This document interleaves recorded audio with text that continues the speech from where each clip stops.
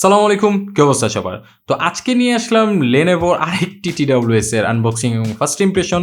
সেটা হলো Lenovo LightPods মানে Thinkplus এর LightPods LP1 Pro।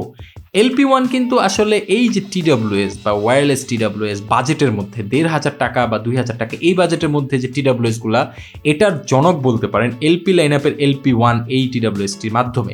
সো এটার রিভিউ কিন্তু অলরেডি আমার চ্যানেলে আছে, বেশ কয়েক বছর আগের চ্যানেল মানে রিভিউ, সেটা আপনারা চাইলে দেখতে পারেন। সো সেটারই পরের ভার্সন LP1 Pro এটা অলরেডি চলে এসেছে। সো এটা আমার হাতে চলে এসেছে, চলুন এটার আনবক্সিং করি এবং এটার ফার্স্ট ইমপ্রেশন দিই।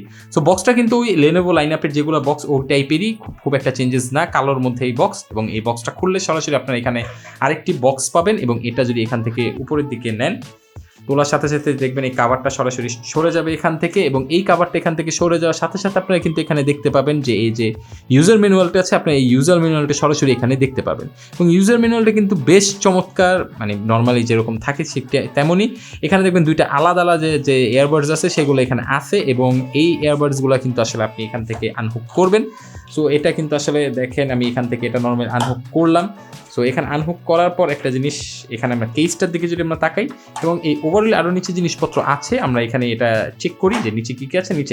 নিচে আপনাকে একটা টাইপ সি কেবল দিবে।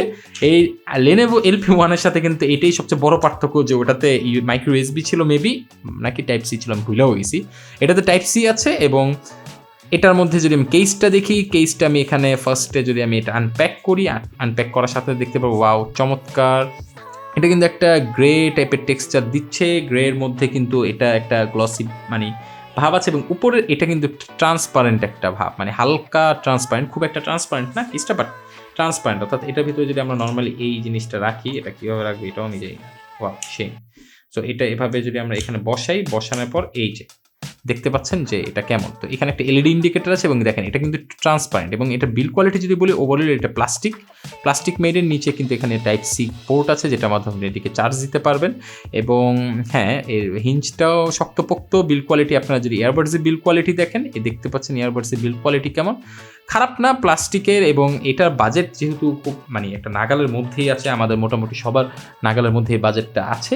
সো এই যে ১৩০০ টাকার মতো মেবি এটার দাম। সো ১৩০০ টাকার মধ্যে কিন্তু এটা কিন্তু one of the best deal হতে পারে। এবং এটা আমাদেরকে পাঠিয়েছে কিন্তু আসলে গ্যাজেট স্টুডিও বিডি। তাদের সকল তথ্য আমি ডিসক্রিপশন বক্সে দিয়ে দিব। তারা আমাকে প্রোডাক্ট দিয়ে এত হেল্প করছে, আশা করি আপনারাও তাদেরকে সাপোর্ট দিবেন, তাদের থেকে গ্যাজেট কিনবেন এবং অথেন্টিক গ্যাজেটগুলো কিনবেন।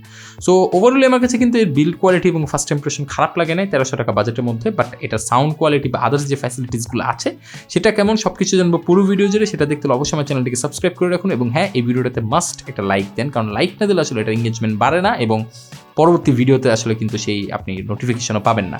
সো পরবর্তী যে কোনো ভিডিও আসা পর্যন্ত আমি মোহাম্মদ জাহিদ হাসান আজকের মতো বিদায় নিচ্ছি। সবাই ভালো থাকবেন, সুস্থ থাকবেন, আল্লাহ হাফেজ।